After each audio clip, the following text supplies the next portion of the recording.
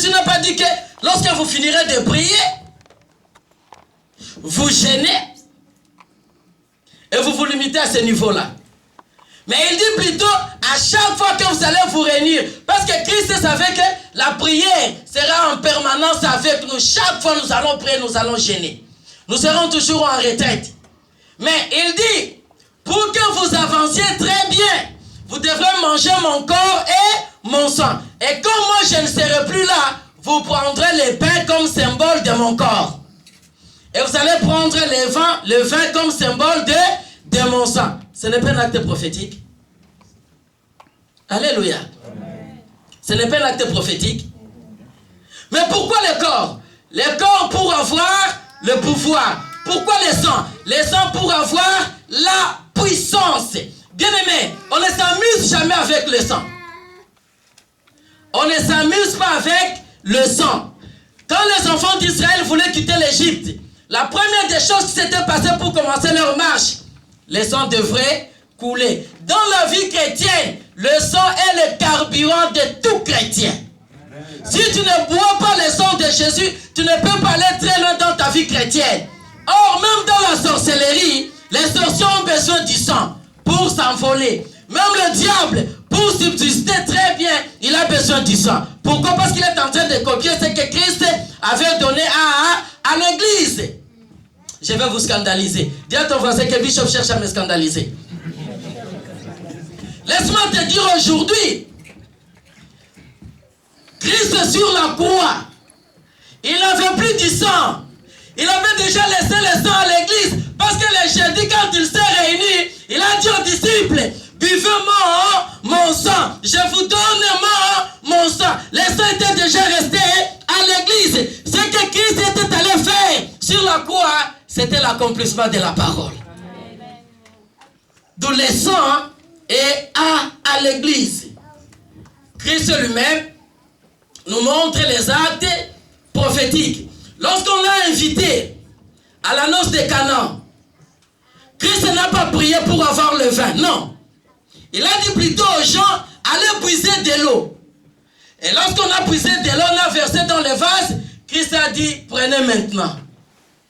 Quand les gens commençaient à prendre, ils ont trouvé que c'était le vin. Amen. Alléluia. Amen. Je parle des actes prophétiques. Beaucoup de chrétiens se limitent à la prière. Laisse-moi te dire, bien-aimé, tu as un problème qui a déjà 1000 ans, qui ne trouve pas une solution. Ce n'est pas seulement robobobo, non. Passe aux actes prophétiques. Passe à la pratique de la parole. Parce que dans les actes prophétiques, il y a beaucoup de choses que nous réalisons.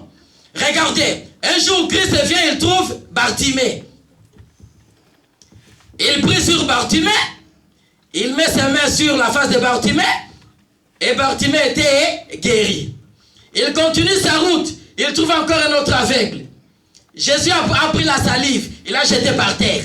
Il a mélangé avec la boue. Il a pris la boue, il a mis sur les yeux de la personne, il a dit, va te laver au réservoir de Siloé. Mais Jésus, pourquoi pour Bartimée tu as prié, mais ici tu ne pries pas? C'est parce qu'il voulait nous enseigner les actes prophétiques. Amen. Amen. J'ai un de mes fils qui ne parvenait pas à finir sa construction. Comme au Cameroun, il y a une sorcellerie à un niveau très élevé. Et je rends grâce à Dieu que je puisse passer par là pour comprendre beaucoup de choses en profondeur. À chaque fois, quand le bon monsieur prenait de trouver de l'argent, s'il cherche à relancer sa construction, ça ne tenait pas. Soit il perdait de l'argent, soit il dépensait de l'argent d'une manière ou d'une autre. Un jour, il vient me dit, papa, j'aimerais que tu viennes prier pour ma maison. Et les jours que je me préparais pour aller prier pour cette maison, le Seigneur me fait voir des choses sur la concession. Bien aimé, j'avais pris l'huile d'onction. Je suis parti, j'arrive, là se trouve la construction. L'esprit me pousse au milieu du terrain. J'arrive au milieu du terrain, je prends l'huile d'onction, je verse et je déclare. Parce que la prière, c'est quoi, bien aimé? La prière, c'est toute parole qui sortira de ta bouche qui est en concordance avec le Seigneur. Alléluia. Quand j'ai déclaré, j'ai dit à partir de ce moment, tout ce qui est enterré sur cette terre doit sortir. Bien aimé, je n'ai pas fait même 15 minutes. Voici un gros bois qui sort au milieu du terrain et qui va se jeter dans la brousse. Et quand ce monsieur a vu cela, il a commencé à glorifier le Seigneur. Lorsqu'il a eu de l'argent pour continuer sa construction, le monsieur a fini sa construction sans problème. Parce qu'il y avait quelqu'un qui était assis ou qui siégeait le terrain. Bien aimé, pour déloger, celui qui siège sur toi, celui qui siège sur ton finance, ce n'est pas les baba. Non, tu dois entrer en profondeur. Dieu n'est pas superficiel, non. Dieu est en profondeur. Et laisse-moi te dire, comme tu es ici, tu te limites à la prière. Seigneur, je te dis merci parce que je vais dormir. Seigneur, je te dis merci parce que tu m'as donné le boulot. Oui, tu seras en contact avec Dieu. Mais si tu commences à faire les jeûnes de 3 jours, Dieu va commencer à te montrer les choses spirituelles. Parce que tu entres dans le monde spirituel. Mais si tu ne fais pas ça, tu resteras aussi superficiel. Amen.